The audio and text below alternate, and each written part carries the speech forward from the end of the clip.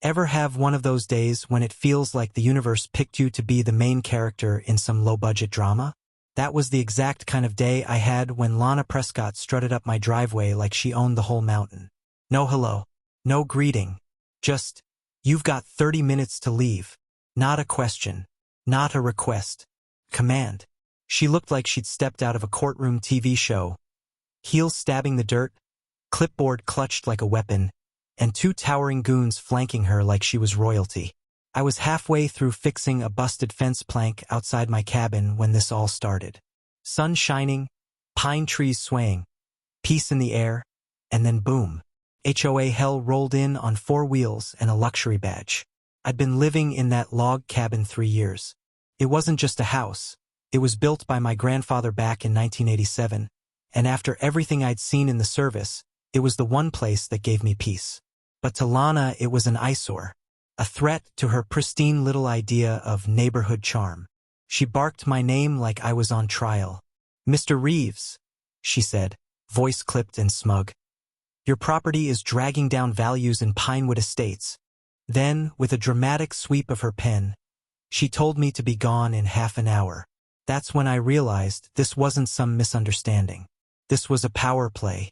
I tried keeping calm, told her politely that my land sat outside HOA limits. I even had the deed right on me because, well, habits die hard when you've lived your life preparing for the worst. She laughed. Not a real laugh, more like ice cracking. "Lines on a map don't matter," she said. "I speak for 47 families who want this gone." She gestured behind her, neighbors standing by their windows, some filming like it was reality TV. And her 2 hired muscles still blocked my door like it was some kind of eviction. But this wasn't over. She warned me things would escalate. Threats, innuendos, whispered promises of trouble. Then she turned on her heel, told me I had no idea who I was dealing with, and drove off like a villain exiting stage left. She was right about one thing. I didn't know her. Not yet. Next morning, I had 3 violation notices, slapped on my door like scarlet letters, each more absurd than the last. Broken porch light, untrimmed brush, improper color tone of wood stain. It was laughable. So I started collecting them, taped everyone to a wall inside, a monument to the madness. And it didn't stop there. Doug Keller, a friend of mine who works with the county, stopped by with his head low and voice lower. The HOA was flooding county departments with complaints. 17 in a single day. Health, fire safety, building code, you name it. They wanted to bury me in bureaucracy. Lana wasn't alone either. She rallied a crew. Neighbors with phones out, accusations flying.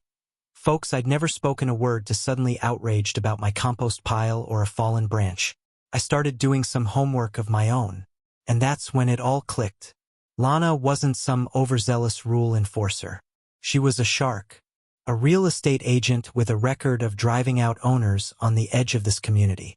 I found 3 similar cases, same playbook, same fake violations. Each time, a property was sold under pressure, scooped up cheap by some LLC. And guess who had ties to every one of them? Her mansion? Not even hers. Leased. From a company tied to a resort developer. This wasn't about aesthetics, it was about profit. And my cabin?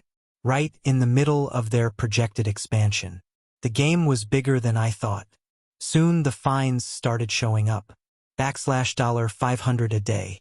Then came calls about anonymous complaints, gas leaks, rats, environmental hazards. Even my utilities started getting questioned. Doug came by again, more nervous than before. She was trying to get my home condemned. Condemned. He told me, "They want this land bad. Be careful, Colton." Then, out of nowhere, a call. A woman who used to live here before me. Her voice trembled, but she was determined. Said Lana had used the same tactics on her and her husband. Bogus citations, surprise tax liens, relentless pressure until they sold their place at a loss. And guess what? Bought by the same shell company. She kept everything, emails, recordings, threats. "Whatever she's planning for you," she warned. "It's worse." Now I had proof. Not just suspicion. This was a coordinated shakedown for land. A $50 million development in the works. And me? Just an inconvenient speed bump. Things got ugly. Cars circling at night, high beams flooding my windows, drones buzzing overhead. Nothing illegal, just intimidation. The sheriff's office was powerless. They knew what was happening but couldn't touch it. Then came word of a secret HOA meeting. Lana was pushing to label my place a public hazard.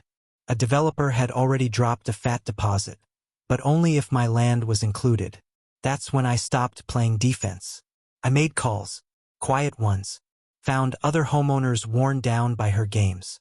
People who were done with the threats, the stress, the games.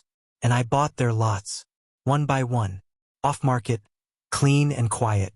She thought she was boxing me in, but I was building something bigger. She wanted my land? Now I had hers surrounded. I wasn't the only one tired of her power trips. The market was cooling, people were open to offers, and by the time Friday's so-called emergency meeting rolled around, I held the deeds to 6 lots, 2 shared spaces, and, most crucially, the land beneath the community clubhouse and the private road leading to a dozen houses, including Lana's oversized mansion. Saturday morning, I strolled into the meeting room. Everyone assumed I was there to plead, maybe announce I was leaving. Lana was front and center, smug and ready for her victory lap. I didn't say a word at first, just opened my briefcase and laid out the paperwork. One deed, then another, and another. Finally, I spoke. As of Wednesday, I hold majority ownership of Pinewood Estates. This building, the access road, all of it. The silence hit hard. You could hear people blinking. Lana stood up in a fury, demanding lawyers, shouting nonsense. But every document was real, notarized, and filed. Doug, the town's most respected surveyor, confirmed every detail. I continued, steady and clear. The old HOA is no more. Monthly dues are dropping to $50. The bloated rulebook is down to 5 simple pages. Every major decision now goes to a vote. No more unilateral commands. We're going to run this place together as neighbors. Then I handed Lana a formal notice. Her lease agreement was under review. She had 30 days to agree to the new terms or start packing. The same woman who once gave me 30 minutes to leave, now she had a month to choose join us or go. First order of business. I replaced that cold, soulless HOA sign with a hand-carved wooden one. It read, Timberline Haven, where community comes first. 1 week later, the first democratically elected council was in place. People who had been scared to wave at neighbors were now hosting potlucks. Kids played tag on the streets, laughter echoing instead of complaints. No one worried about citations for sidewalk chalk or lemonade stands. And Lana?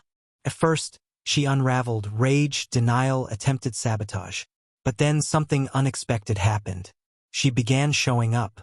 Clean-up days. At pancake breakfasts. She listened, even helped. She apologized to residents. When a guest griped about weak Wi-Fi in a rental cabin, she personally sorted it out. I once saw her lifting grocery bags for an elderly couple, chatting about local hikes like she'd always been one of us. Over time, our mountain retreat flourished. Tourists came in droves. Businesses thrived. Newspapers in Denver started calling us the hidden gem of the Rockies. And Lana, she came to me with humility in her voice and asked to manage the resort, on one condition, that she treat everyone with kindness. I know I've messed up, she said, but if you give me this shot, I'll earn it. 8 months after that pivotal meeting, I was sitting on my grandfather's porch, watching warm lights glow in the guest cabins. Laughter drifted through the trees, families gathered around fires, and the stars were brighter than I'd ever seen. Lana sat beside me, handed me a steaming mug and said quietly, I gave you 30 minutes to leave, and you gave me purpose, a home, a second chance. Funny how that works. Just then, a little voice called out from one of the cabins, Daddy, can we stay here forever? I smiled and whispered back, maybe someday, sweetheart, maybe someday. Because the truth is, justice doesn't always come through courts or conflict. Sometimes, it's built with open doors, shared laughter, and the kind of place even your fiercest critic doesn't want to leave. So tell me, when it comes to doing what's right, how do you show up? What kind of place would you fight to build? Let's talk.